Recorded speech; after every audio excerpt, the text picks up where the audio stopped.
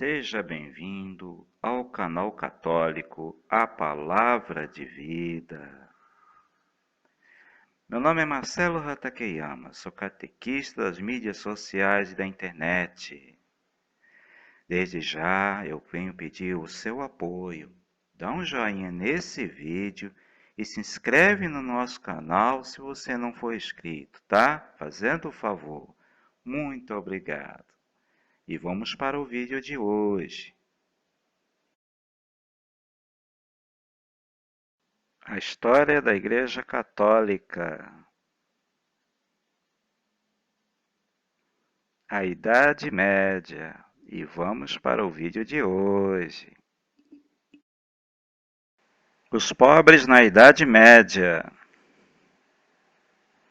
E vamos começar a estudar esse livro, Cristianismo, 2000 anos de caminhada, que vai das páginas 86 a 88. Então vamos prestar bem atenção aos vídeos de hoje, que tem muita coisa boa.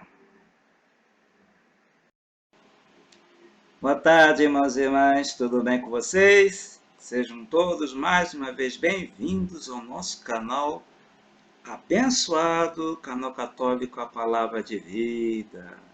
Se for de noite, boa noite. Se for de tarde, se for de manhã, bom dia. Pois é, irmãos e irmãs, hoje vamos começar uma segunda etapa do nosso estudo, né, na nossa viagem pela Idade Média, vendo os temas deste livro aqui, Cristianismo, 2000 anos de caminhada. Tá bom, gente? Então, a gente vai dar um tempinho naquele livro, né, do catequista, e vamos ver nesse livro, tá? E o tema de hoje é os pobres na Idade Média.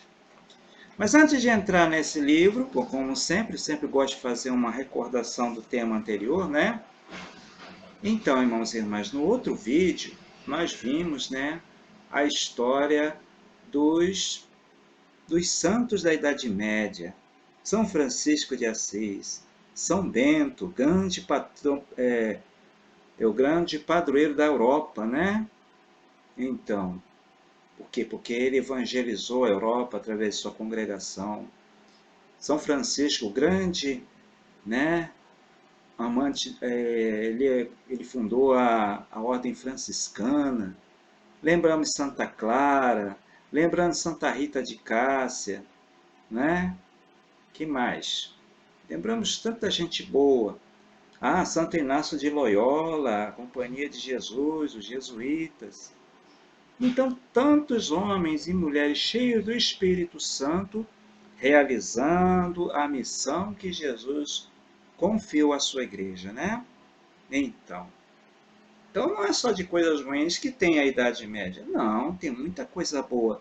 E o lado bom da Idade Média são as congregações religiosas, que nesse livro também vai lembrar, de novo, um pouco mais sobre essas congregações.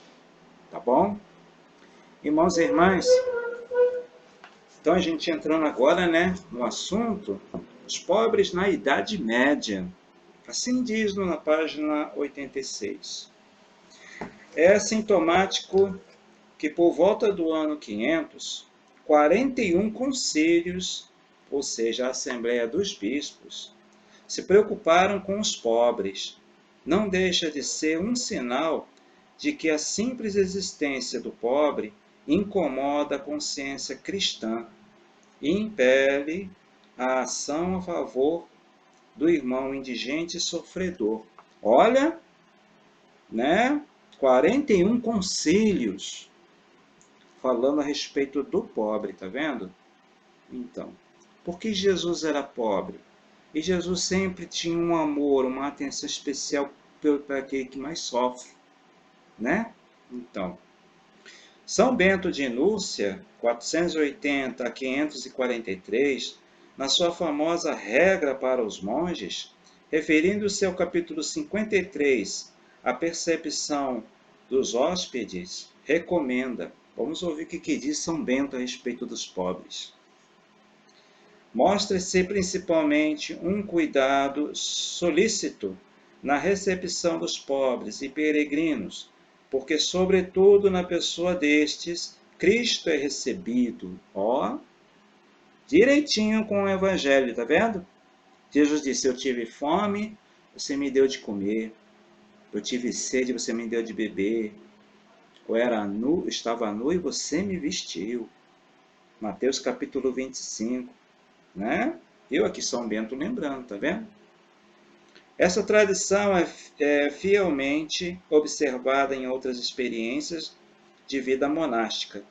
Assim, na carta de fundação do mosteiro de Cluny, na França, no ano de 909, lemos: queremos que aqui sejam praticadas todos os dias obras de misericórdia, tá vendo? Para com os pobres, indigentes, estrangeiros e peregrinos. E referindo-se às esmolas, diz outro documento deste mesmo mosteiro, em fins do século XI: o mosteiro deve percorrer uma vez por semana todo o território da abadia em busca de qualquer doente, pobre e acamado. Olha só. Se for homem, ele mesmo entra para visitá-lo. Se for mulher, ficará à porta e pedirá um parente que receba o pão, vinho e o que achou de melhor. Tá vendo? Que respeita a mulher. Que bonito, né? O dever da esmola faz parte integrante da caridade cristã do homem do homem medieval. Em fins do século XII, o pregador Raul Ardente afirma que dar esmola é questão de justiça. Quando oferecemos uma esmola aos pobres, não lhe passamos algo que é nosso, mas que lhe devolvemos, e o que pertence a eles. Isto é certamente um dever de justiça. Bacana, né? Aí a gente segue na página 87. A época medieval conheceu vários movimentos de pobreza, vistos como um desafio lançado à riqueza e o poder da igreja. Que a gente lembra, né, que a igreja ficou muito poderosa, ela recebia muitos bens, muitas doações dos nobres, entendeu? Então, vamos continuar. Seus adeptos optam livremente por uma vida de simplicidade e desapego. Desejam viver pobres entre os pobres, servindo-os em nome de Cristo, viu?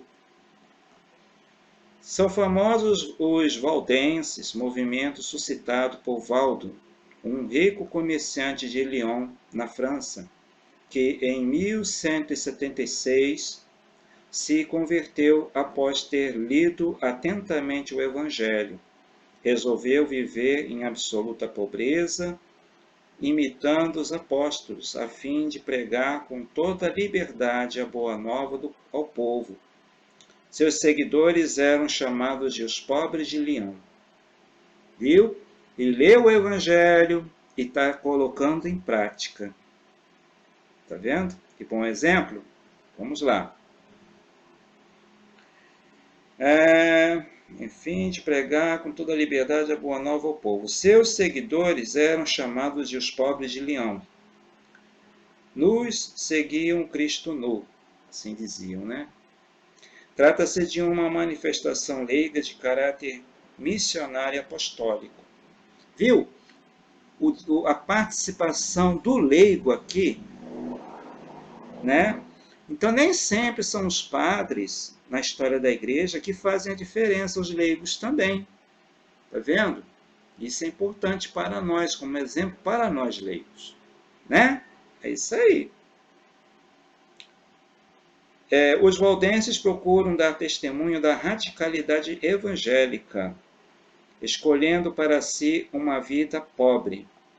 Dessa forma, denunciam os ricos os principais responsáveis pelos males sociais da época, condenado em 1184 pelo Concílio de Verona, como herético.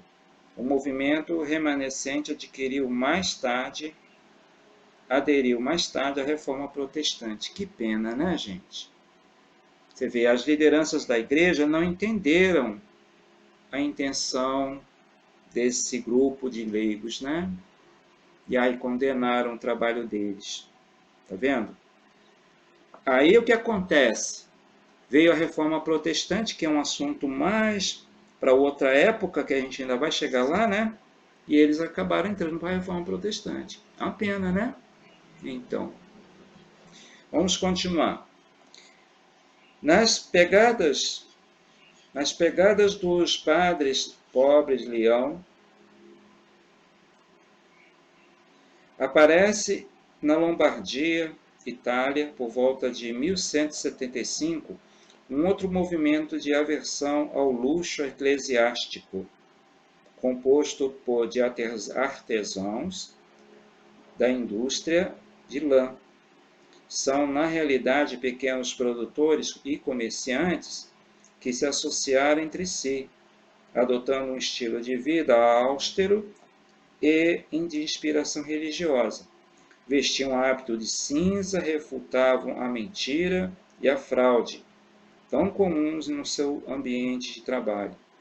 Embora vivessem inicialmente junto aos seus familiares, formavam uma espécie de sociedade religiosa do tipo laical.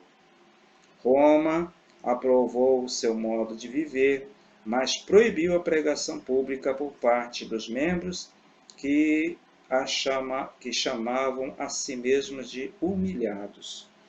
Quer dizer, nesse caso aqui, né, esse grupo, né, que surgiu na Itália, aí a Roma já foi mais tolerante, mas proibiu que eles pregassem em praça pública, tá vendo? Mas aí eles podiam viver o ideal religioso deles, mas só não podiam fazer divulgação, tá vendo? Aí tem um pedacinho que vai dessa página 87 para 88. Vamos prestar bem atenção que é o finalzinho. A prática da caridade cristã no período medieval encontra na figura de Santa Isabel da Hungria, né, que morreu aos 24 anos de idade em 1231. Uma eloquente expressão. Embaixo do alto castelo de Vandenburg, onde ela residia, havia uma grande habitação na qual eram hospedados muitos doentes. Ela os visitava várias vezes ao dia, mesmo com todo o cansaço que ao descer e ao subir o morro trazia consigo. Olha só que bonito, viu? A rainha tinha uma casa, um lugar, né, onde ficavam os doentes, e ela visitava todos os dias, tá vendo? Que alma boa, né? Então, e ela era da nobreza, tá vendo? Entre esses enfermos, ela escolhia dos mais pobres e fracos e abrigava no próprio castelo. Olha, tá vendo? Repartia com eles os alimentos em sua mesa. Olha, na mesa da rainha, os mais doentes, os mais pobres comiam na mesa dela. Olha só, muito difícil você ver isso hoje em dia, né? Privando-se de comida junto com suas companheiras para poder distribuí-las aos pobres, né? Testemunho de Guda, e sem Isentrude, damas de honra de Santa Isabel. Viu, gente? Que coisa linda! Que rainha bondosa, né? Essa Santa Isabel da Hungria, né? É uma santa e é uma rainha, tá vendo? Nem todos os nobres eram egoístas, não. Ela acolhia os pobres com todo carinho, acolheu Jesus, né, na pessoa dos pobres, né? E quem ensina isso não sou eu, é o Evangelho, né? É isso aí. Gente, esse foi o vídeo de hoje. Muito obrigado pela atenção de vocês às coisas de Deus. E no próximo vídeo, né, na nossa lista, a gente vai ver o quê? As ordens mendicantes, que é um tema que já foi falado no outro vídeo, mas esse livro vai se aprofundar mais um pouquinho, tá bom?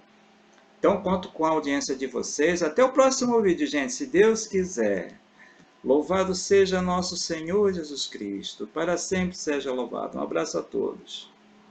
Muito obrigado a você que assistiu esse vídeo até o final.